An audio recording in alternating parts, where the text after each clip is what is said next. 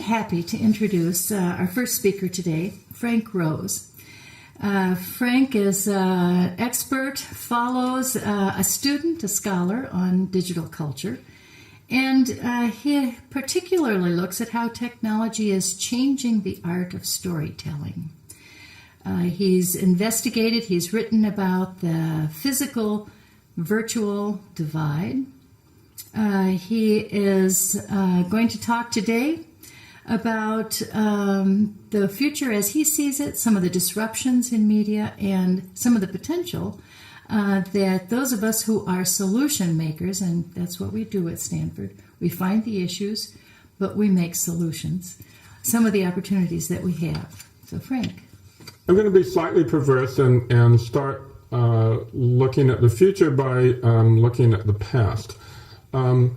And I'm curious, does anyone know, perhaps everyone knows, who this is?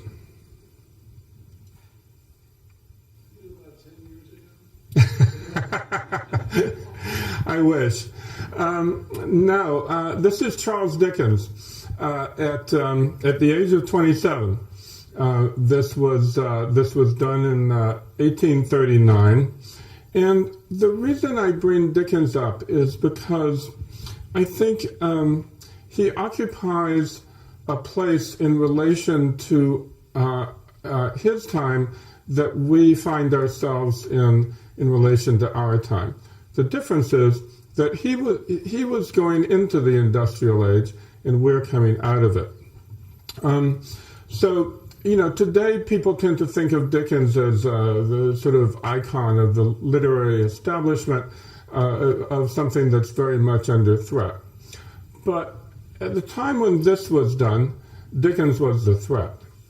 And the reason is because he was, well, this is a guy who, his father was in debtor's prison. Dickens himself was working in a bootblack factory in Charing Cross that was overrun by rats. And, this is when he was a young teenager. He went into journalism, became remarkably successful, and around the time that this was done, published his first major novel, which is Oliver Twist. The Pickwick Papers, of course, had come out a few years before, essentially a collection of sketches. Now, what Dickens did, what he specialized in, was serial fiction. And it was the kind of thing that was, it was very much a product of the technology of its day. So this was a time when the Industrial Revolution was just getting started in England. It was a time of incredible transition. Huge numbers of people were moving to the cities, to London and Manchester and Birmingham and others. They were learning to read for the first time. They were very poor. They lived in appalling conditions. But they did have a little free time, and they liked to read stories. And this was exactly the kind of person that Dickens was writing about and writing stories for. So what you had at the time was a number of advances, technological advances, that made it feasible to put out novels in serial form, like in monthly installments, basically. And this was good because most of his readers couldn't really afford to buy a book anyway. But they could afford, a shilling or so a month. And what was happening was, better printing presses, railroads, so you could actually deliver things on time, on schedule.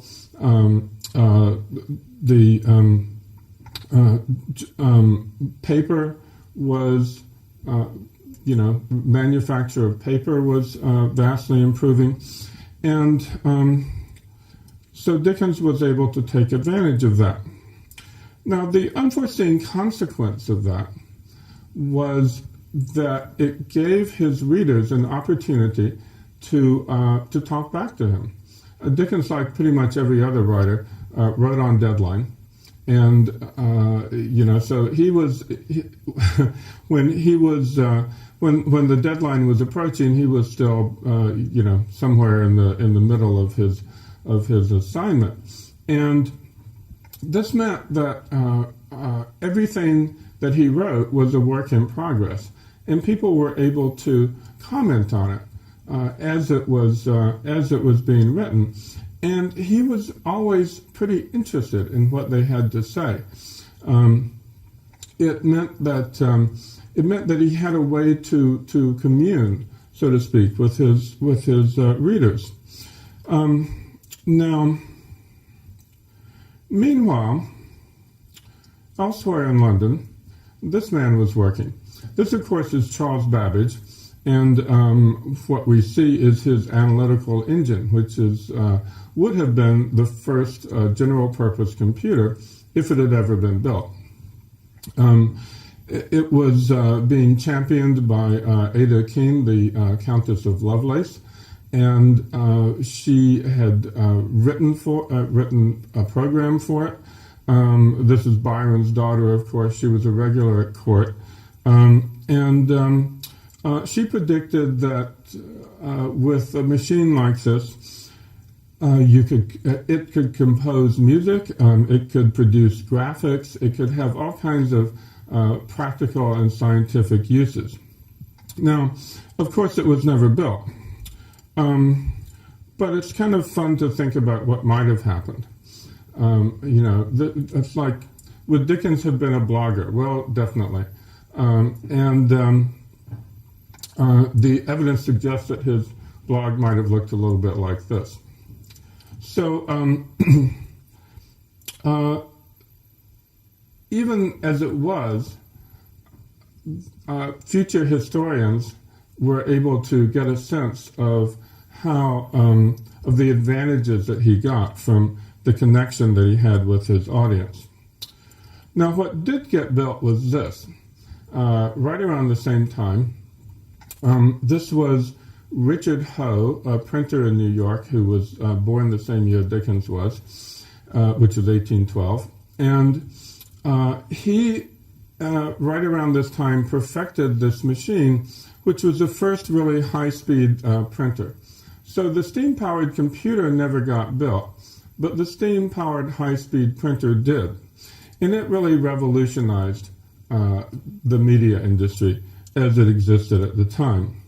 Yochai Benkler of Harvard writes in his book, The Wealth of Networks, that with machines like this, you went from being able to print 1,000 sheets an hour to being able to print 12,000 sheets an hour, but at a staggering increase in cost.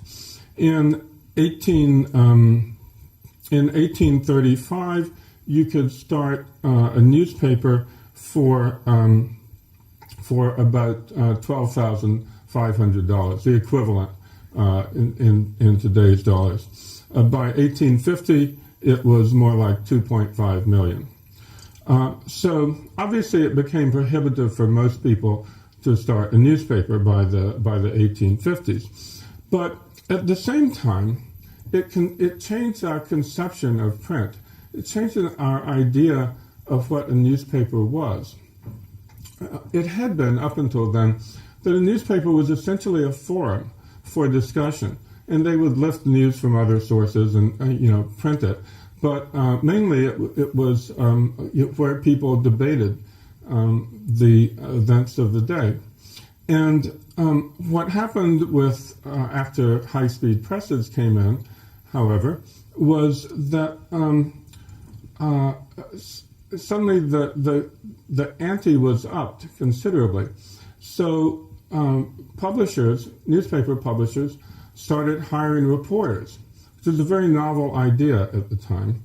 And the reporters would write stories, and the stories would bring readers, and the readers would bring advertisers. So you have the beginnings of the ecosystem the media ecosystem that we've had ever since. in books, Dickens kept writing serial fiction, but most people simply wrote novels and that were published all at one time. And so the book became an artifact, a thing, rather than a sort of ongoing process. So more inventions followed, obviously. Phonograph, the motion picture camera. By the 1920s and 30s, we had scenes like this. Essentially, this is Hollywood, the Dream Factory. This is the Warner Brothers lot seen from the air. On the left is the front office. At the center are the sound stages, looking very factory-like. And at the rear, looking kind of like a strip mine, is the back lot where they had sets of the Wild West and old New York and things like that. So basically, what you had was a vast industrial complex devoted to the mass production of fantasy. And throughout history until this time, storytelling had been much more participatory. People told stories to each other. And just as with the newspapers, with movies, that all changed. We had, with movies, with newspapers, with magazines, with books, with phonograph records, basically, and ultimately, of course, with television, basically, you were there to consume. That was your role. And after a while, that sort of came to seem the natural order of things. Viewers would sit passively in the living room, while at network headquarters, the programmers would practice their magic, which basically consisted of funneling eyeballs from one show to the next, from one day part to the next, from early evening to prime time and all the way through to late night. Meanwhile, the happy family sits back and consumes the shows, consumes the ads, consumes the Coke, and consumes the newspaper. Then, of course, this happens. The internet obviously connected people directly in a way that nothing else had, and was dynamic and participatory as well. And so suddenly we weren't just eyeballs anymore. But it took people quite a while to figure this out. Instead of consumers, we're users. And I think what I'd like to say about all this is that there's nothing preordained about any of these developments. Mass media, the mass media experience that we're coming out of, that prevailed for 150 years, is basically an accident at the intersection of technology and economics. And that accident is now being cleared by the forces of creative destruction, and a new accident is occurring in its place. So instead of consuming media, basically, we are media. Facebook, Twitter, YouTube, all of these things, we're telling stories, we're sharing stories, billions of shares every day. I think it's important, though, at this point to remember or to understand that there's no such thing as traditional media. What we call traditional is really less than 200 years old. It was invented by a bunch of men who were young and entrepreneurial and knew they were doing something important but had very little idea of where it would actually lead. So I think that what's happening now, obviously newspapers are on the verge of collapse. Advertising is clearly in turmoil. Television looks likely to be next. The entire economic basis of professional storytelling is being threatened, even as the grammar of storytelling, how you actually do it, is up for grabs. Now, I'm not much of a chart person, but I do think I have a couple here that I think are kind of interesting. First, newspapers. As you can see, they peaked. Advertising revenues peaked around 1999, 2000, at somewhere over $60 billion. And since then, they've declined by about 2/3. And there's, doesn't seem to actually be much of an end in sight. Music, pretty much the same pattern. Peaked in '99, which was the high mark of the CD boom. Music had actually gotten inflated as a business dramatically by the introduction of CDs, because people rushed out and in addition to buying new CDs, they would replace the vinyl that they had, and meanwhile the CDs were being manufactured for a fraction of the cost of a vinyl record, and they sold for much more than a vinyl record. So the music business was very, very fat until suddenly it became not so fat. Now, when you think about the music business in particular, I think a critical factor is that it's not technology alone that's shaping these industries, that's disrupting these industries. It's people's expectations, which, of course, are shaped by technology, but they're certainly not decided by it.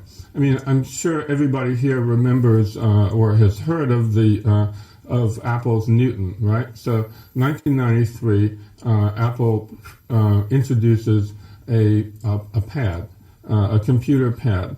And unfortunately, it doesn't work so well. And 5 years later, it's withdrawn. One of the reasons that John Sculley was ultimately forced out of the company. And then, so, a little while goes by, and Sony introduces something they call the Airboard, which probably nobody remembers because it came and went almost instantaneously. It was another pad.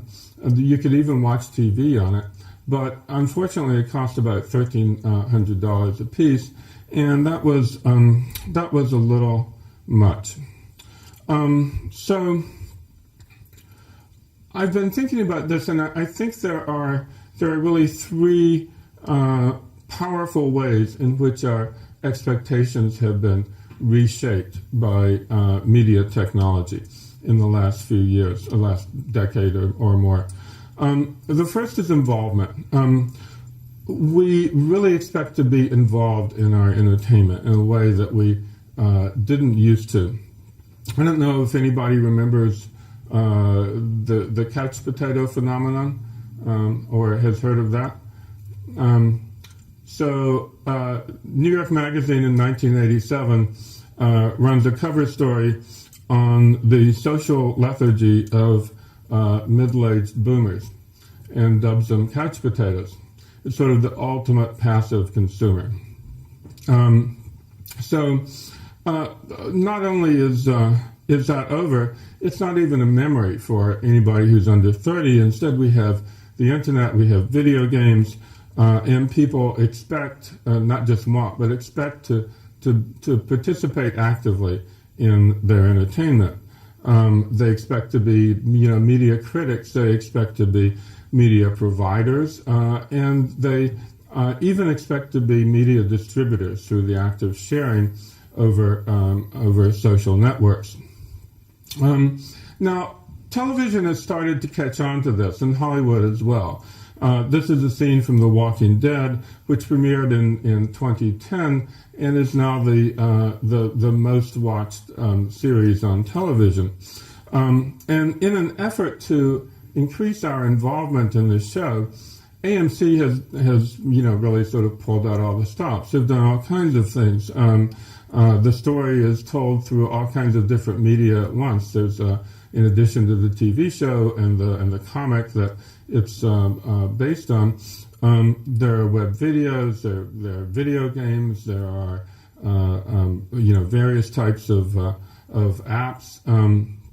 And there's even a half-hour talk show about the show that's hosted by Chris Hardwick.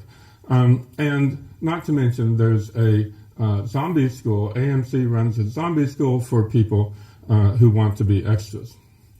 And then the next is immersion, closely related, and something that can take different forms. I mean, one form it can take is binge viewing, as people discovered with House of Cards.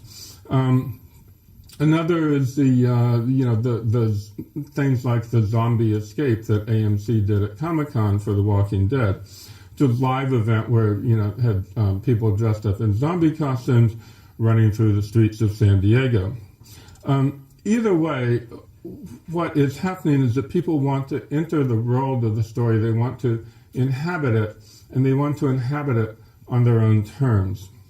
Now, the reason the networks and the movie studios have started accommodating this is because they recognize that it's a powerful marketing tool, and also that it doesn't require a huge ad spend. So marketing is something they understand, and so is cheap. But the third shift in expectations is much more difficult. Hulu was founded in 2007 by NBC Universal and Fox. And the idea was, of course, to bring television to the internet. People in the Valley hooted at the whole thing, and for good reason. What the music industry had done, the online stores they had created were ludicrously bad. But the people behind Hulu did something smart. They hired an Amazon exec named Jason Kilar, who understood what people wanted, and he had they backed him up on two important decisions. One was to include rival networks in the search results that the site would produce, because otherwise it was pretty useless to people who were looking for shows. And the other was to get every show they could possibly license and put it on Hulu, because otherwise it would just invite piracy. This, of course, was directly counter to the scarcity model of the industrial age. And to people schooled in the economics of scarcity, which is to say all television executives, this was complete heresy. Nonetheless, for a while, it prevailed. And but it's possible that they got a little ahead of themselves. This is Alec Baldwin in an ad for Hulu, and the problem was that to many people in television, Hulu really was an evil plot. The perception in the industry was, as one person was quoted anonymously in Adweek, the more Hulu succeeds, the more its partners fail. People noted that online ads were running for a fraction of television ads, that this was making an end run around cable and satellite systems, which were, after all, paying to carry these channels, that it was cannibalizing home video, and that it was hurting ratings by cutting, or presumably, by cutting into broadcast viewing, which is all that Nielsen measured at the time. The reality was that the DVD market was about to collapse anyway, and on a CPM basis, Hulu was selling ads at a rate comparable to TV. But in situations like this, reality doesn't always matter. Kilar took to the Hulu blog and predicted that going forward, rapid innovation, low margins, and customer obsession would define the winners in TV. You could almost hear the snorting. Low margins? Seriously? They expect us to do that? and who said anything about going forward anyway. So what happened was that Fox and the other networks started to limit the availability of their shows. The network partners put it up for sale. Kylar resigned. It was taken off the market, put back on the market, taken off again because they weren't able to get the price they wanted. Now there's a new CEO, Mike Hopkins, and we'll see. There have been some promising numbers lately. Certainly there's still a very much a market for this. But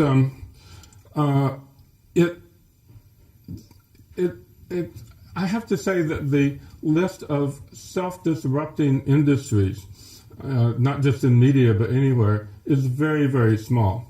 And it seems unlikely that television is going to be an exception. I think that one of the problems is that people have the attitude of, why plan for the future when you can focus on piracy? I'm only going to make a couple of quick points about piracy. The first is there's ample evidence to suggest that it's really the result, or primarily the result, of market failure. That if you make music or TV shows or anything else available at a reasonable price, most people will pay for it. Secondly, in their obsession with piracy, I think executives are missing the whole point of the transition to digital. They said, this common refrain was that music was like blue jeans and you wouldn't steal blue jeans, would you? Well, yes, you wouldn't. But the thing is, music is not like blue jeans. And I have incontrovertible proof. So on the left you see a pair of blue jeans, and on the right you see an MP3 file. Music has become completely immaterial, just some electrons, rattling around inside a digital device. And the labels, the record labels, were never actually in the music business anyway. They were in the business of selling shiny plastic discs, which are kind of like blue jeans, something that lost value rather than gained it from being shared. What the labels failed to realize is that when you move to digital in media, you're moving from selling stuff, from selling objects, to selling an experience. And it's not just music. That's not like blue jeans. It's everything, any form of digital media. We're dematerializing it in front of our own eyes. Now, I think, frankly, there's nothing wrong with this. The aberration was what we're coming out of to treat media as a thing in the first place. Now, I think what's happening is that media is becoming much more like what it was before the industrial age, which is to say an experience, a process. The object, if it exists at all, is almost beside the point. We're seeking experiences to immerse ourselves in, not dead objects to consume. So, thank you.